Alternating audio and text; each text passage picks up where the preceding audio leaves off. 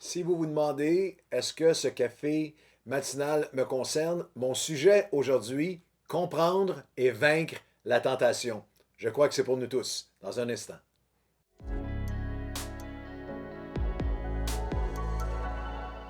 On est dans trois étapes ensemble, étape par étape ensemble, nous cheminons à comment être transformés par le renouvellement de nos pensées. Nous avons vu ensemble que pour être transformé dans le renouvellement de mes pensées, je nourris mon esprit avec des pensées de vérité, je dois libérer mon esprit de pensées destructives et troisième pensée, troisième dynamique, principe et pratique, je dois focaliser mon esprit afin de pouvoir comprendre et vaincre la tentation.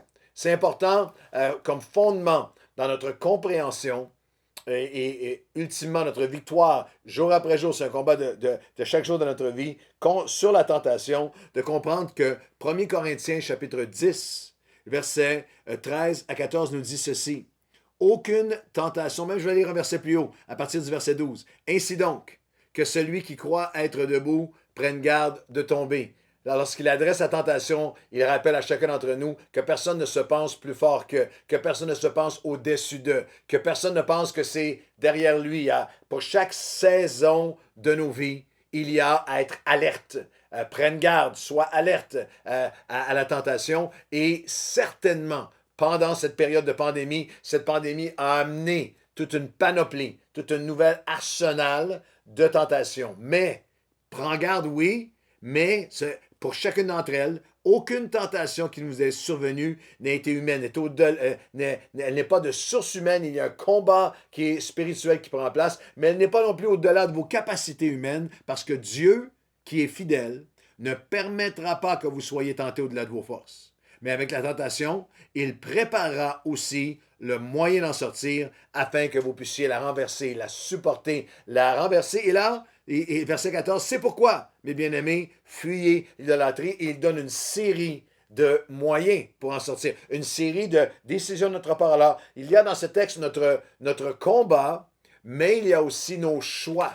Il y a nos choix. Et vous avez besoin d'être ancré comme chrétien dans cette réalité que Dieu ne permettra jamais que vous soyez tentés au-delà de vos forces, que cette dépendance, cette attitude, cette habitude, cette émotion, cette tentation d'amertume, cette tentation sexuelle, cette tentation morale, cette tentation face à une substance ou à quelqu'un ou à une situation n'est jamais, ultimement, au-delà de nos forces, mais que Dieu nous permettra un moyen pour en sortir. En Jésus-Christ, bien sûr, mais il y a des différentes compréhensions importantes et des choix et des décisions pour le renouvellement de nos pensées, pour vaincre la tentation. Jacques chapitre 1, les versets 14 et 15 nous donnent un aperçu, nous donnent un portrait tellement précis, tellement profond, mais en même temps tellement miroir, où on se voit, où on voit, on comprend mieux le processus de tentation.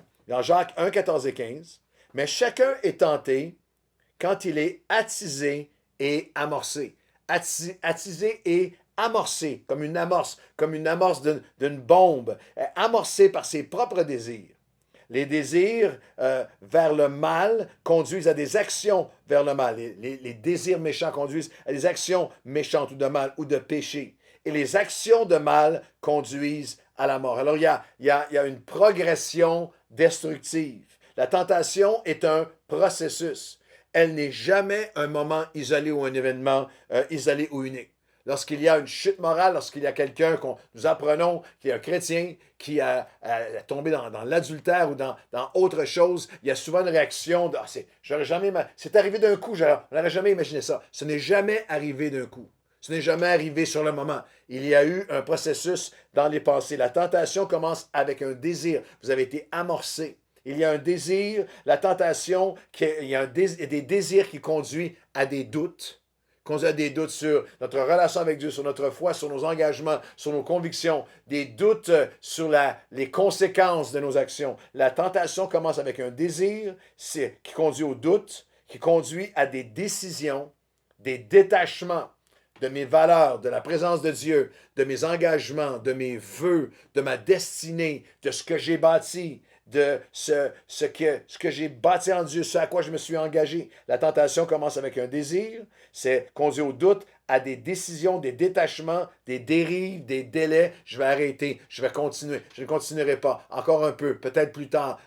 Je suis en contrôle, je maîtrise. Non, la tentation commence avec un désir, conduit à des doutes, à des décisions, des détachements, des dérives, des délais et ultimement à des désobéissances et des défaites terribles dans nos vies. Les conséquences ou même notre destinée peut être bousillée. Force ou faiblesse, résister ou rechuter, être captif ou être conquérant va être conditionnel au combat dans nos pensées. Je dois nourrir mon esprit avec la vérité. Je dois libérer mon esprit des pensées destructives et je dois focaliser mon esprit. Alors, il y a différents choix que j'ai à faire. Je vous en donne quelques-uns. Les références, je vais les donner assez rapidement. Vous pouvez regarder et repasser ce café matinal. Quelques focalisations. Je peux, et ce que je vous apporte là, c'est ce que je vis au quotidien. C'est un choix de vie depuis des années. Je focalise mes pensées sur Jésus. Je focalise mes pensées sur Jésus. Hébreux 12, 2 à 4. Ayant les regards sur Jésus, qui est celui qui a été l'auteur de ma foi et celui qui va accomplir ma foi, qui en vue de la joie qui lui était réservée, a souffert la croix, méprisé la honte et s'est assis à la droite de Dieu. Considérez en effet Jésus, qui a supporté contre sa personne une telle opposition de la part des pécheurs, afin que vous ne vous lassiez point l'âme découragée. Je dois, la seule façon dont je peux arrêter, que je peux reprendre contrôle, ou je peux littéralement opposer, résister, trouver le chemin pour chaque tentation, il préparera aussi le moyen d'en sortir. La première étape est dans la focalisation. Si je veux freiner, je veux renverser les désirs, les doutes, prendre les bonnes décisions, je focalise au quotidien sur Jésus. On va regarder à 4 ou 5 focalisations ensemble aujourd'hui et demain. Mais je focalise sur Jésus. Je focalise sur ce qu'il a fait pour moi. Il y a eu un mouvement aux États-Unis pendant des années. Je pense qu'il y avait un équivalent aussi dans le monde francophone, mais littéralement, il y avait des dizaines de milliers de chrétiens qui se promenaient avec un polo, avec un t-shirt, avec un bracelet. What would Jesus do? Qu'est-ce que Jésus ferait? La pensée toute simple. Je me souviens, lorsque j'étais étudiant aux études bibliques, à l'âge de 18, 19, 20 ans, d'avoir été vraiment capturé avec cette pensée comme nouveau chrétien. Avec certains diraient, avec une belle innocence, une belle naïveté. Non, mais avec un cœur sincère de ce défi hallucinant, extraordinaire qu'est-ce que Jésus, de considérer, de tourner mes pensées vers Christ aujourd'hui dans ma vie. Ce qu'il a fait pour moi, son attachement vers moi, son sacrifice pour moi, son amour pour moi, sa fidélité pour moi, le fait qu'il est venu dans ma vie. Le fait que je vais me présenter devant lui. Ayez le regard sur Jésus, qui lui, pour la joie qui lui était réservée, tu étais et j'étais la joie qui lui était réservée. Jésus a souffert la croix, a tout souffert avec ses yeux sur toi et sur moi, avec ses yeux sur notre rédemption, sur notre vie changée, sur notre éternité changée pour toujours. Gardez les yeux sur Jésus. D'avoir le regard sur lui, sur ce qu'il a fait pour moi, sur son œuvre dans ma vie, sur mon témoignage, sur les engagements que j'ai pris devant lui, sur la destinée qu'il a tracée devant moi. Il y a des limites. Trop souvent, dans notre christianisme moderne, nos limites sont de qu'est-ce que telle personne pense de moi. Okay? J'ai eu ma vie, et même face à la tentation, il y a toujours cette dimension dans le mensonge de l'ennemi dans nos pensées. Est-ce que personne ne le saura, ou personne ne le verra, ou personne ne... Eh bien, je veux simplement, en fin de Café Matinal aujourd'hui, vous défier à dire, je veux vivre ma vie à chaque jour en tournant mes regards vers Jésus, vers ce qu'il a fait pour moi. Aujourd'hui, ultimement, c'est devant lui que je vais présenter ma vie. Lorsque la journée se termine, lorsque le soir arrive, il y a ce moment où je m'arrête et Seigneur, je t'avais offert, ce matin tôt, je t'ai offert ma journée.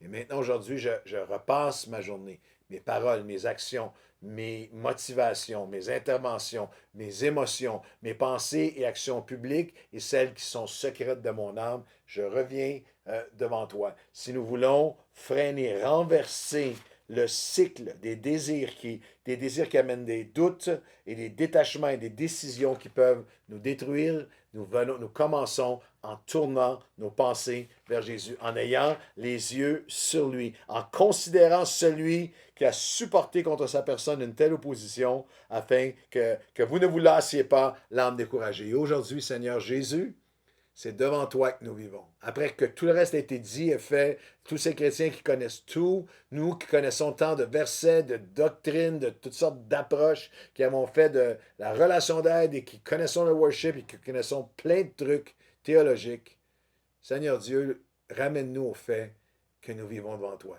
Qu'en ce moment, pendant cette pandémie, nos yeux peuvent être sur les médias, nos yeux peuvent être sur les politiciens, nos yeux peuvent être sur les restrictions, sur ce qui nous manque ou ce qui nous a été enlevé, ou sur nos colères et sur nos appréhensions pour l'avenir, ou nos yeux peuvent être sur toi.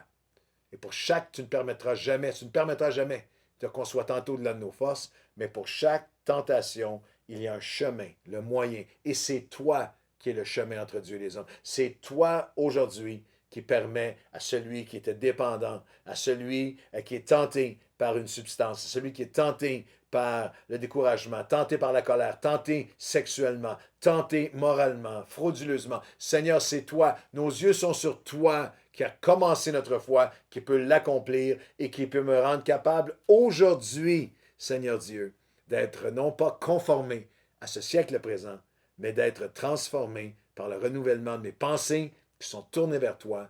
Au nom de Jésus, Amen et Amen. Bonne journée.